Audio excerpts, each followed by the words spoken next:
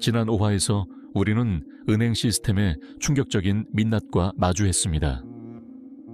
내 돈을 가장 안전하게 지켜줄 것이라 믿었던 은행이 사실은 내 돈을 이용해 또 다른 돈을 창조하는 거대한 공장이었음을, 그리고 위기의 순간 그들은 우리를 배신할 수 있다는 사실을 확인했습니다.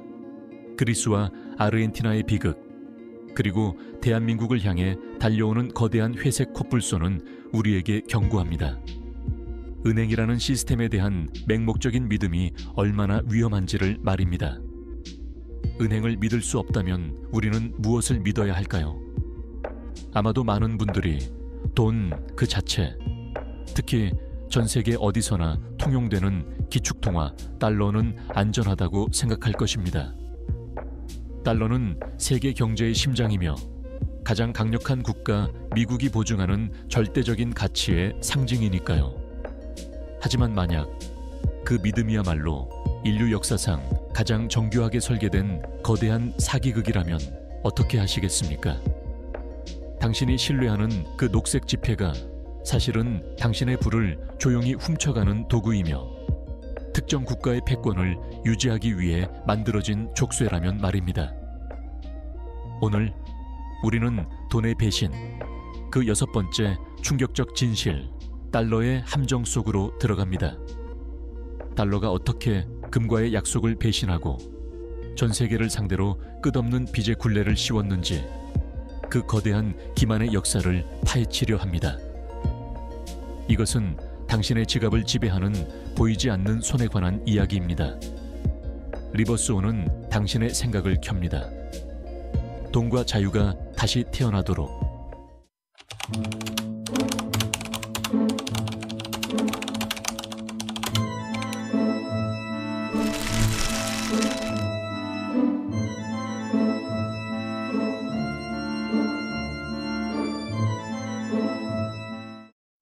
이야기는 2번의 세계대전으로 폐허가 된 1944년으로 거슬러 올라갑니다. 세계 각국의 지도자들은 다시는 끔찍한 전쟁과 경제 붕괴를 겪지 않기 위해 새로운 세계 경제 질서를 구상해야 했습니다. 그 무대는 미국 뉴햄프셔주의 한 휴양지 브레튼우즈였습니다. 이곳에서 역사적인 협정이 탄생합니다. 바로 브레튼우즈 체제입니다. 핵심은 간단했습니다. 전 세계적인 통화 안정을 위해 하나의 기준점을 만들자는 것이었죠. 그리고 그 기준점의 영광은 당시 전 세계금의 70% 이상을 보유하고 있던 유일한 초강대국 미국에게 돌아갔습니다. 이 시스템의 약속은 명확하고 강력했습니다. 미국 달러를 금에 고정시키는 것입니다. 1온스의 금을 언제나 35달러로 교환해 주겠다는 황금의 약속. 그리고 다른 모든 국가의 통화는 바로 이 금과 같은 달러에 고정되었습니다. 일본의 엔화도, 독일의 마르크화도, 프랑스의 프랑화도 모두 달러를 기준으로 그 가치가 결정되었습니다. 이로써 달러는 단순한 한 국가의 화폐를 넘어 전 세계의 무역과 금융을 지배하는 기축통화의 지위를 얻게 됩니다.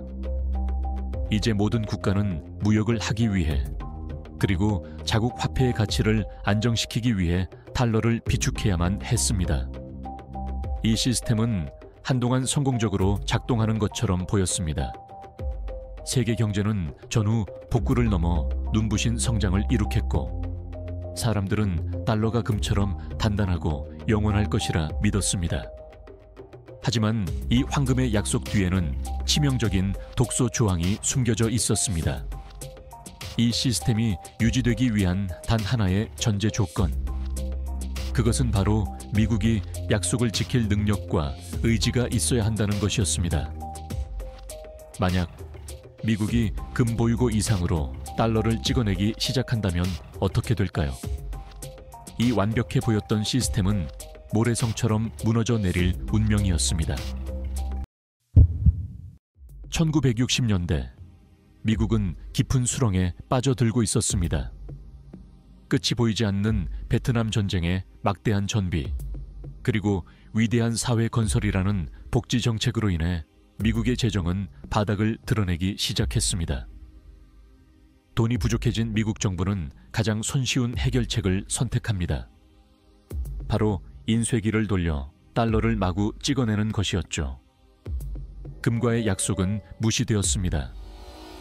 미국은 보유한 금보다 훨씬 더 많은 양의 달러를 시장에 풀어버렸습니다.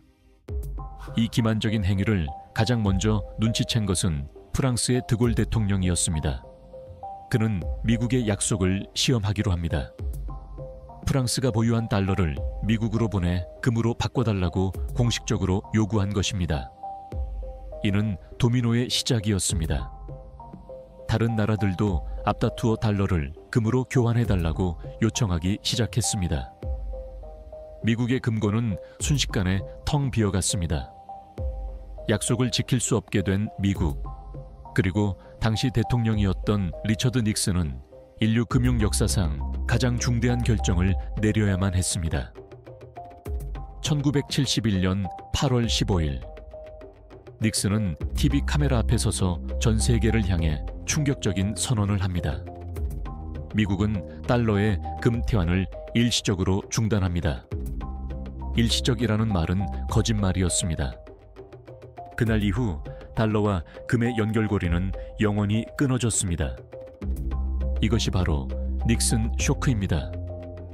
브레튼 우즈 체제가 공식적으로 사망 선고를 받은 순간이었습니다.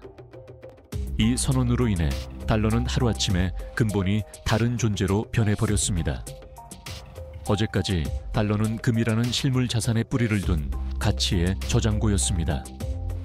하지만 이제 달러는 그 어떤 실물에도 기반하지 않은 오직 미국 정부의 신용과 약속만으로 가치가 보장되는 돈이 되었습니다. 우리는 이런 돈을 피앗머니 또는 법정화폐라고 부릅니다. 피앗은 라틴어로 그렇게 될지어다 라는 뜻입니다. 즉, 정부가 이것은 돈이다 라고 명령했기 때문에 돈이 된 본질적 가치는 없는 화폐라는 의미입니다.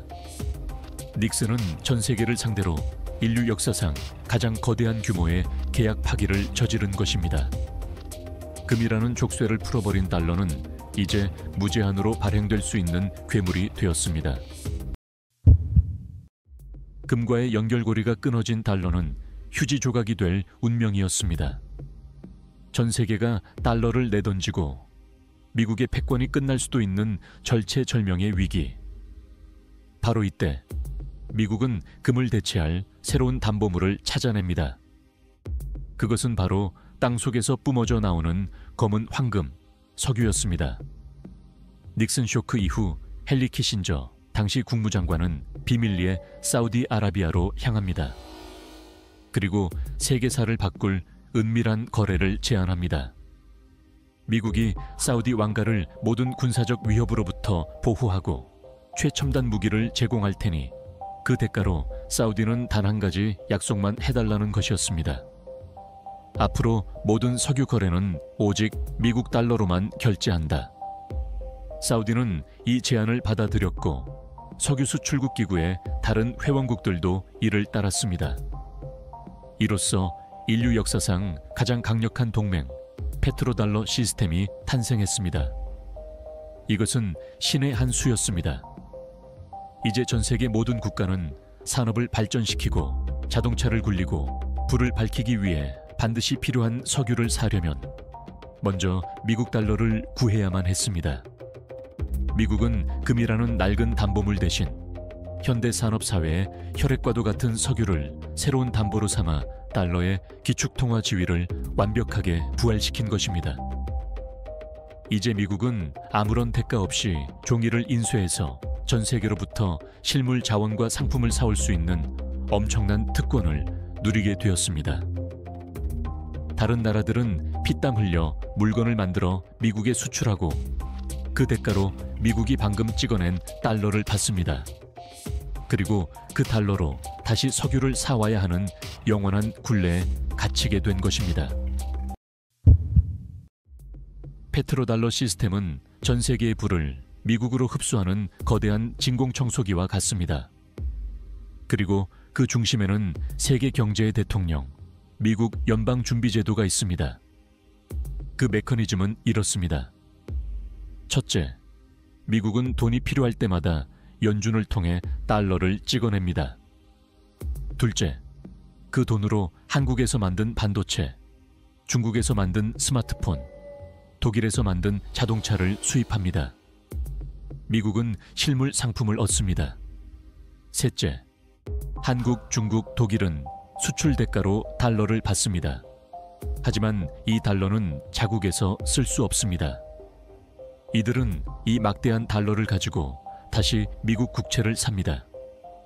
즉, 미국 정부에 다시 돈을 빌려주는 셈입니다. 넷째, 결국 미국은 아무런 대가 없이 물건을 받고 그 대가로 받은 돈으로 다시 빚을 내는 무한동력 기계를 완성한 것입니다. 이것이 바로 달러 패권의 불평등 구조입니다. 더 심각한 문제는 연준이 달러를 무한정 찍어낼수록 전 세계에 퍼져 있는 달러의 가치는 희석된다는 점입니다. 즉, 인플레이션이 발생합니다. 이는 달러를 보유한 모든 국가와 개인의 부를 자신도 모르는 사이에 훔쳐가는 보이지 않는 세금과 같습니다. 달러가 당신 월급까지 훔친다는 말은 바로 이것을 의미합니다. 당신이 원화로 월급을 받아 은행에 저축하더라도 그 원화의 가치는 결국 기축통화인 달러의 가치에 연동되어 있습니다. 미국이 경제 위기를 극복하기 위해 수조 달러를 찍어내면 그 여파는 전 세계로 퍼져나가 물가를 상승시키고 당신이 가진 돈의 구매력을 떨어뜨립니다. 당신은 가만히 있었지만 당신의 부는 조용히 녹아내리고 있는 것입니다. 이것이 바로 달러의 함정입니다. 우리는 달러가 안전자산이라고 믿지만 사실은 가장 교묘하고 합법적인 착취의 도구인 셈입니다. 우리는 오늘 황금의 약속이 어떻게 배신당했는지, 그리고 그 배신을 덮기 위해 석유라는 검은 황금이 어떻게 달러의 새로운 심장이 되었는지 목격했습니다. 달러는 더 이상 중립적인 가치 저장 수단이 아닙니다. 그것은 미국의 패권을 유지하고 전 세계의 부를 흡수하기 위해 정교하게 설계된 하나의 시스템, 하나의 함정입니다. 이 거대한 시스템 앞에서 개인은 무력하게 느껴질 수 있습니다. 하지만 모든 것을 체념하고 보이지 않는 도둑에게 내 지갑을 계속해서 내어줄 수는 없습니다. 이 함정의 구조를 이해했다면 이제는 우리 스스로를 지키기 위한 행동에 나서야 합니다. 1단계, 관점을 전환하라. 가장 먼저 돈에 대한 우리의 인식을 바꿔야 합니다.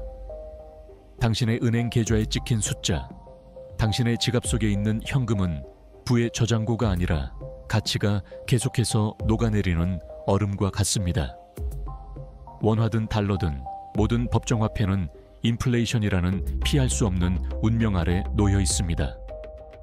돈을 모으는 것에서 가치를 지키는 것으로 생각의 중심을 옮겨야 합니다. 2단계, 달러 시스템의 반대편에 서라. 시스템이 당신의 부를 녹여내리도록 설계되었다면 당신은 그 시스템 밖에서 가치를 보존하는 자산을 소유해야 합니다. 첫째는 실물금입니다. 금은 지난 수천 년간 모든 제국과 법정화폐의 흥망성쇠를 지켜본 역사의 증인입니다. 어떤 정부나 중앙은행도 마음대로 찍어낼 수 없으며 그 자체로 내재적 가치를 지닙니다.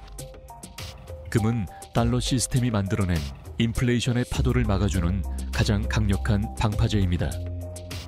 둘째는 비트코인입니다.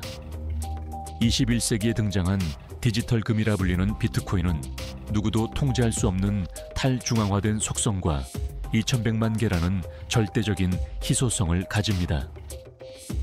이는 중앙은행의 무분별한 화폐 발행으로부터 당신의 부를 지킬 수 있는 강력한 기술적 대안이 될 수 있습니다. 금이 아날로그 시대의 가치 저장 수단이었다면 비트코인은 디지털 시대의 새로운 가능성을 제시합니다.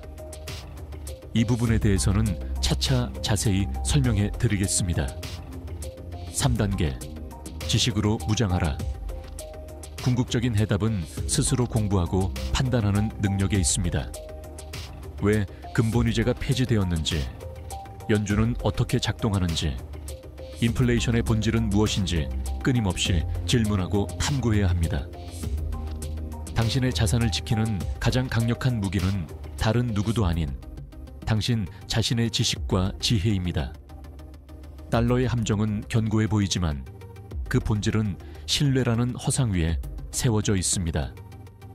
그 신뢰가 무엇을 기반으로 하는지, 그리고 어떻게 우리를 배신해 왔는지 깨닫는 순간, 우리는 비로소 그 족쇄를 끊고 진정한 금융 주권을 향한 첫걸음을 내디딜 수 있을 것입니다. 이번 화에서는 달러가 금을 배신하고 세계를 지배하는 무기가 되었음을 폭로했습니다. 닉슨 쇼크 이후 금과 분리된 달러는 이제 아무런 제약 없이 무한정 찍혀 나오고 있습니다. 그 대가는 과연 누가 치르고 있을까요? 바로 당신입니다. 우리는 다음 화에서 인플레이션이라는 이름에 보이지 않는 세금이 어떻게 당신의 저축과 월급을 필연적으로 녹여내리는지, 그 피할 수 없는 진실을 파헤칩니다. 물가가 오르는 것이 아니라 당신 돈의 가치가 떨어지는 것이라면 이 거대한 약탈에서 당신은 어떻게 살아남아야 할까요? 다음 화에서 그 해답을 찾아보겠습니다. 리버스온은 당신의 생각을 켭니다. 돈과 자유가 다시 태어나도록. 다음 화를 놓치지 않도록 구독, 좋아요, 알림 설정까지 잊지 마세요.